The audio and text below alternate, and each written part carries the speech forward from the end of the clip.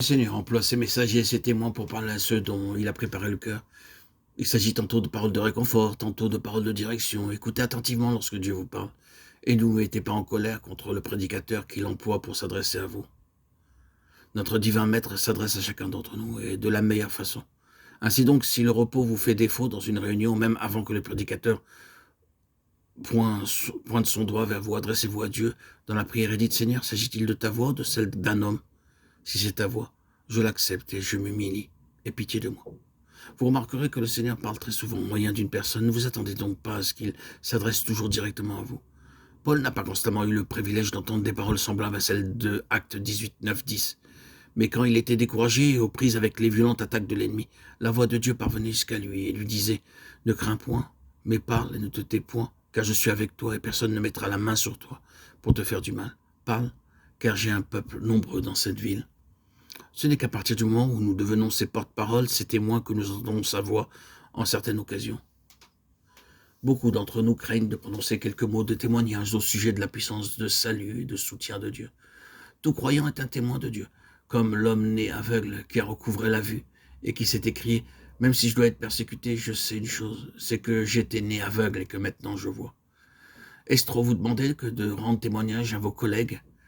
La plupart d'entre nous ont rendu témoignage de leur nouvelle naissance l'une ou l'autre fois dans une réunion, mais avez-vous été un témoin de sa puissance de salut devant vos amis, votre famille, vos collègues de travail ou d'études?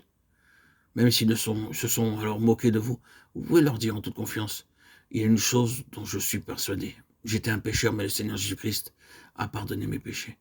Cela s'est produit un certain jour, à un certain endroit, et depuis lors, la paix du cœur est devenue également une réalité pour moi. Continuez donc à témoigner dans le calme et la joie, même s'ils n'acceptent pas ce que vous dites. Et un jour, environné de toutes parts par l'ennemi et ressentant une profonde solitude, vous entendrez la voix de Dieu s'adresser à vous en ces termes. Ne crains rien, je suis avec toi, ne t'effraie pas, car je suis avec toi. Continue à parler en mon nom. Un tel témoignage nous rend apte à entendre la voix de Dieu. L'expérience m'a enseigné à ce sujet, car j'ai souvent eu peur en présence de gens. Au début, je ne pouvais même pas dire un seul mot, j'étais bègue et je devais lutter pour parler. J'étais très embarrassé, nous dit frère Baxing. Mais la voix de Dieu me disait, ne crains point, je vais toucher ta langue. Tu es mon porte-parole, je vais t'employer.